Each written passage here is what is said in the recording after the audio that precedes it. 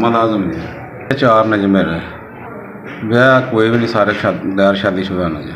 ਅੱਖਾਂ ਨੂੰ ਮੇਰੀਆਂ ਨੂੰ ਪਰਦਿਆਂ ਦੇ ਪਿੱਛੇ ਖੂਨ ਹੈ, ਇਹਨਾਂ ਦਾ ਆਪਰੇਸ਼ਨ ਹੋਣਾ ਤੇ ਫਿਰ ਸਹੀ ਹੋਣਗੀਆਂ ਜੀ। ਲੱਤ ਮੇਰੀ ਸ਼ੂਗਰ ਦੀ ਵਜ੍ਹਾ ਤੋਂ ਪਹਿਲਾਂ ਅੱਧਾ ਪੈਰ ਕੱਟਿਆ ਗਿਆ ਸੀ, ਉਸ ਤੋਂ ਬਾਅਦ ਫਿਰ ਲੱਤ ਕੱਟੀ ਗਈ ਸੀ। ਕਟੀਜੇ ਨੂੰ ਤਕਰੀਬਨ 8.5 ਮਹੀਨੇ ਹੋ ਚੱਲੇ ਨੇ ਜੀ। ਔਲਾਦ ਕੀ ਦੋ ਜਿਹੜੇ ਨੇ ਉਹ ਕੰਮ ਸ਼ਮ ਕੋਈ ਨਹੀਂ ਕਰਦੇ ਸਹੀ ਤਰੀਕੇ ਨਾਲ, ਅੱਛੇ ਨਾਲ। ਇੱਕ ਮੁੰਡਾ ਕੰਮ ਕਰਦਾ ਤਾਂ ਉਹਦੇ ਨਾਲ ਘਰ ਦਾ ਸਰਕਲ ਜਿਹੜਾ ਬੜੀ ਮੁਸ਼ਕਲ ਚੱਲਦਾ।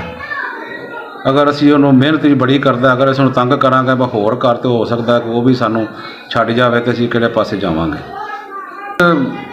ਗੈਰ ਜ਼ਿੰਮੇਦਾਰ ਨੇ, ਕੋਈ ਨਸ਼ਈ ਹੈ, ਕੋਈ ਜੇ ਉਹ ਇਸ ਤਰ੍ਹਾਂ ਕਰਕੇ ਤੇ ਆਪਣਾ ਸਾਨੂੰ ਕੋਈ ਸ਼ੈ ਨਹੀਂ ਦਿੰਦੇ। ਜਿਹੜੇ ਦੋ ਨਸ਼ਈ ਨੇ ਉਹ ਸਾਨੂੰ ਕੋਈ ਚੀਜ਼ ਨਹੀਂ ਦਿੰਦੇ, ਉਹ ਘਰੋਂ ਚੀਜ਼ਾਂ ਵੇਚ ਕੇ ਖਾਈ ਜਾਂਦੇ ਨੇ। ਕੋਈ ਸਾਡੇ ਕੋਲ ਸਾਨੂੰ ਜ਼ਬਰਦਸਤੀ ਸਾਨੂੰ ਕਹਿੰਦੇ ਸਾਨੂੰ ਪੈਸੇ ਦੇਵੋ। ਮੈਂ ਇਹਨਾਂ ਨੂੰ ਕਿੱਥੋਂ ਦੇਵਾਂ? ਮੈਂ ਆਪਣਾ ਇਲਾਜ ਕਰਾਵਾਂ ਕਿ ਮੈਂ ਇਹਨਾਂ ਨੂੰ ਪੈਸੇ ਕਿੱਥੋਂ ਦੇਵਾਂ? ਇੱਕ ਬੱਚੇ ਦੇ ਸਿਰ 'ਤੇ ਜ਼ਿੰਮੇਵਾਰੀ ਹੈ ਅਤੇ ਇੱਕ ਮੇਰਾ ਬੱਚਾ ਜਿਹੜਾ ਕੰਮ ਕਰਦਾ ਹੈ ਉਹਦੇ ਨਾਲ ਘਰ ਦਾ ਖਰਚਾ ਬੜੀ ਮੁਸ਼ਕਿਲ ਚੱਲਦਾ।